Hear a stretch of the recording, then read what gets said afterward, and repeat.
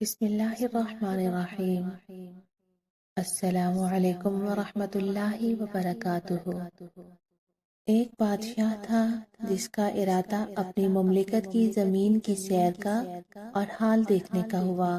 اس کے لیے شاہانہ جوڑا منگایا۔ ایک جوڑا لایا گیا، وہ پسند نہ آیا۔ دوسرا منگایا گیا، غرض بار بار کے بعد نہایت پسندیدہ جوڑا پہن کر سواری منگائی گئی۔ ایک عمدہ گھوڑا منگوایا گیا، پسند نہ آیا۔ اس کو واپس کر کے دوسرا تیسرا منگوایا۔ جب وہ بھی پسند نہ آیا تو سب گھوڑے سامنے لائے گئے۔ ان میں سب سے بہترین گھوڑا پسند کر کے سوار ہوا۔ شیطان مردود نے اس وقت اور بھی نخوت ناک میں پھونک دی، نہایت تکبر سے سوار ہوا۔ خادم، فوج، پیادہ ساتھ چلے، مگر بڑائی اور تکبر سے بادشاہ ان کی طرف دیکھنا بھی گوارا نہ کرتا تھا۔ راستے میں چلتے چلتے ایک شخص نہایت خستہ حال پرانے کپڑوں میں ملا۔ اس نے سلام کیا، بادشاہ نے التفات بھی نہ کیا۔ اس خستہ حال نے گھوڑے کی لگام پکڑ لی۔ بادشاہ نے اس کو ڈانٹا کہ لگام چھوڑ، اتنی بڑی جرات کرتا ہے۔ اس نے کہا مجھے تجھ سے ایک کام ہے۔ بادشاہ نے کہا اچھا صبر کر، جب میں سواری سے اتروں گا اس وقت کہہ لینا۔ اس نے کہا نہیں، ابھی کہنا ہے، اور یہ کہہ کر زبردستی لگام چھین لی۔ بادشاہ نے کہا کہہ۔ اس نے کہا بہت راز کی بات ہے، کان میں کہنی ہے۔ بادشاہ نے کان اس کے قریب کر دیا۔ اس نے کہا میں ملک الموت ہوں، تیری جان لینی ہے۔ یہ سن کر بادشاہ کا چہرہ پھک ہو گیا اور زبان لڑکھڑا گئی۔ پھر کہنے لگا اچھا مجھے اتنی مہلت دے دے کہ میں گھر جا کر کچھ اپنے سامان کا انتظام کر دوں، گھر والوں سے مل لوں۔ فرشتے نے کہا کہ بالکل مہلت نہیں ہے، اب تو اپنے گھر کو اور سامان کو کبھی نہیں دیکھ سکے گا۔ یہ کہہ کر اس کی روح قبض کر لی۔ وہ گھوڑے پر سے لکڑی کی طرح نیچے گر گیا۔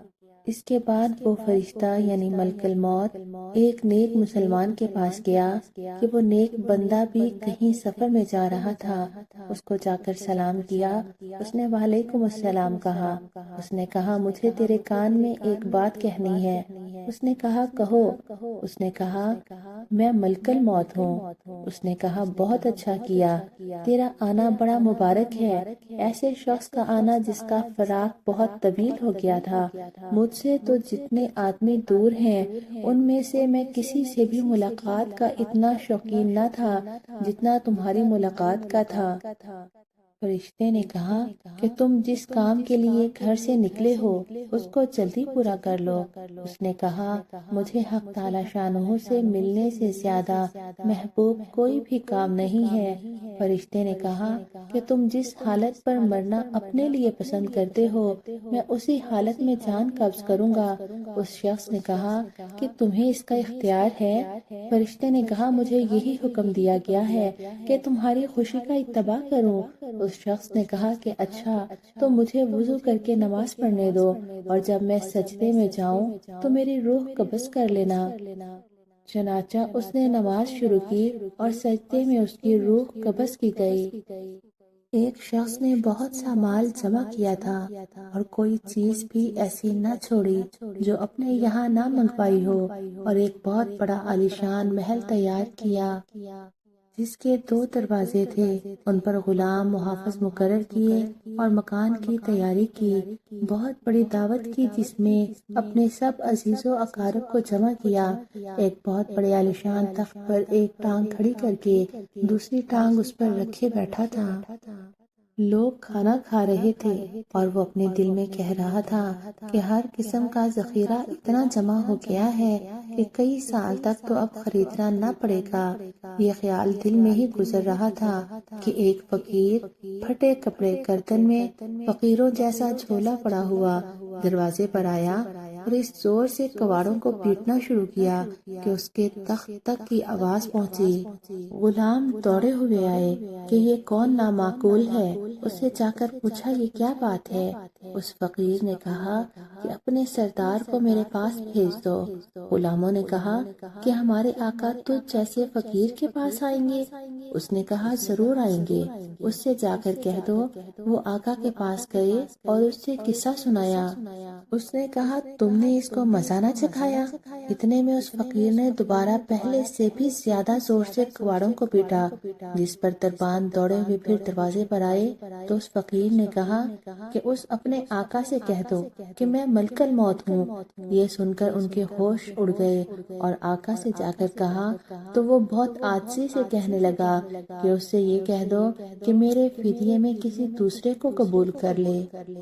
اتنے میں یہ فقیر اندر پہنچ گیا اور اس سے کہا کہ تجھے جو کچھ کرنا ہے کر لے، میں تیری روح قبض کیے بغیر واپس نہیں جا سکتا۔ اس نے اپنا سب مال جمع کرایا اور مال سے کہنے لگا کہ اللہ کی تجھ پر لعنت ہو کہ تو نے اور تیری مشغولی نے مجھے اپنے مولا کی عبادت سے روک دیا اور اتنا وقت نہ دیا کہ میں کسی وقت یکسوئی سے اللہ تعالیٰ کو یاد کر لیتا۔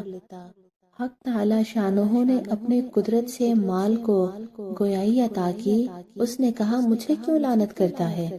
میری ہی وجہ سے تو بڑے بڑے بادشاہوں تک ایسے وقت پہنچ جاتا تھا جبکہ نیک لوگ ان کے دروازوں سے ہٹا دیے جاتے تھے۔ میری ہی وجہ سے تو نازک عورتوں کی لذتیں حاصل کرتا تھا۔ میری ہی وجہ سے تو بادشاہوں کی طرح رہتا تھا۔ تو برائی کے موقعوں پر مجھے خرچ کرتا تھا اور میں انکار نہیں کر سکتا تھا۔ اگر تو مجھے خیر کے موقع میں خرچ کرتا تو میں تیرے کام آتا۔ اس کے بعد ملک الموت نے ایک دم اس کی روح قبض کر لی۔ وہب بن منبہ کہتے ہیں کہ ایک مرتبہ ملک الموت ایک بہت بڑے ظالم جابر کی روح قبض کرنے کے لیے گئے کہ دنیا میں اس سے بڑا ظالم کوئی نہ تھا۔ وہ جا رہے تھے، فرشتوں نے ان سے پوچھا کہ تم نے ہمیشہ جانیں قبض کی، تمہیں کبھی کسی پر رحم بھی آیا؟ انہوں نے کہا کہ سب سے زیادہ ترس مجھے ایک عورت پر آیا جو تنہا جنگل میں تھی۔ جب ہی اس کے بچہ پیدا ہوا مجھے حکم ہوا کہ اس عورت کی جان قبض کر لوں۔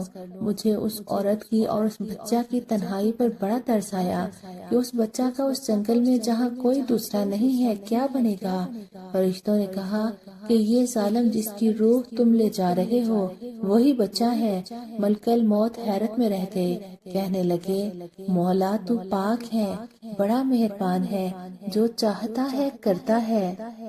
حضرت حسن بصری رضی اللہ تعالیٰ عنہ فرماتے ہیں کہ جب کوئی شخص مر جاتا ہے اور اس کے گھر والے رونا شروع کرتے ہیں تو ملک الموت اس مکان کے دروازے پر کھڑے ہو کر کہتے ہیں کہ میں نے اس کی روزی نہیں کھا لی، یہ اپنی روزی ختم کر چکا تھا، میں نے اس کی عمر کم نہیں کر دی، مجھے تو اس گھر میں پھر آنا ہے اور بار بار آنا ہے، اتنا کہ سب ختم نہ ہو جائے۔ حضرت حسن رضی اللہ تعالیٰ عنہ فرماتے ہیں خدا کی قسم اگر گھر والے اس وقت اس فرشتے کو دیکھیں اور اس کی باتیں سن لیں تو مردے کو بھول جائیں اور اپنی فکر میں پڑ جائیں۔ اس دنیا میں جو بھی آیا ہر ایک نے اس کو چھوڑ کر دوسرے عالم کا راستہ اپنانا ہے، یعنی اپنی عمر کے سانس پورے کر کے موت کی کٹھن گھاٹی کو طے کر کے برزخ میں پہنچنا ہے۔ برزخ میں عذاب اور تکلیفیں بھی ہیں اور آرام اور راحت بھی ہے۔ اپنے اپنے اعمال کے اعتبار سے برزخ میں مختلف حالات سے گزرنا پڑتا ہے۔ دنیا سے جو جاتا ہے برزخ میں جگہ پاتا ہے۔ غرض یہ کہ ہر آنے والا جائے گا اور سب ٹھاٹھ پڑا رہ جائے گا جب لاج چلے گا بنجارا۔ جس طرح انسانوں اور جنات کی عمریں مقرر ہیں اسی طرح اس عالم کی عمر بھی مقرر ہے۔ جب اس عالم کی عمر تمام ہوگی اچانک اس کے مجموعے کو موت آ جائے گی۔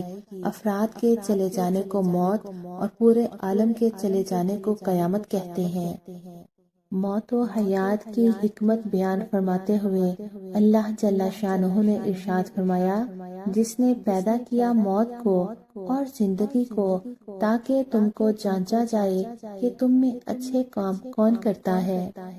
یعنی موت و حیات کا یہ سلسلہ اس لیے ہے کہ اللہ رب العالمین تمہارے اعمال کی جانچ کرے کہ کون برے کام کرتا ہے اور کون اچھے کام کرتا ہے۔ پہلی زندگی میں عمل کا موقع دے کر اور طریقہ بتا کر انسان کو امتحان میں ڈالا، پھر دوسری زندگی رکھی گئی جس کا اعلان پیغمبروں کی زبانی واضح کر دیا گیا کہ اے انسانوں، تم کو مرنا ہے اور مرنے کے بعد جی اٹھنا ہے، اور جی اٹھ کر خالق اور مالک کی حضور میں جواب دہی کرنی ہے۔ اللہ پاک اس جواب دہی کے موقع کو ہمارے لیے آسان کر دے، دنیا میں ہمیں صراط مستقیم پہ چلنے کی توفیق عطا فرمائے۔ اللہ پاک ہمیں اپنے پیارے حبیب محمد مصطفیٰ صلی اللہ علیہ وسلم کی سنتوں کو زندہ کرنے کی توفیق عطا فرمائے، اور ہمیں قیامت میں حضور کی شفاعت نصیب فرمائے، دنیا اور آخرت میں عافیت، رحمت اور اپنا فضل عطا فرمائے، اور مرتے وقت کلمہ نصیب فرمائے۔ آمین۔ وآخر دعوانا ان الحمد للہ رب العالمین۔